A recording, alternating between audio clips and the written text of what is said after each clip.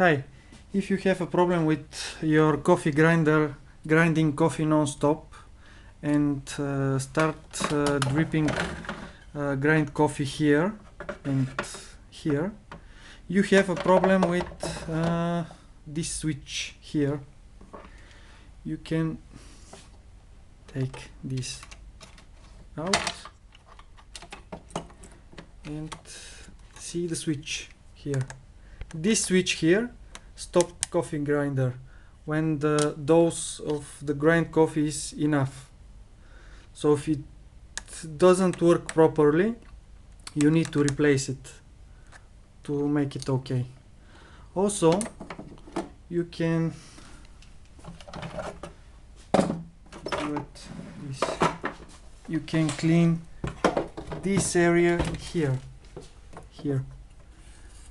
because if it's not clean, it can be a problem too. So you should replace the switch and clean it here and to test the machine. That's it.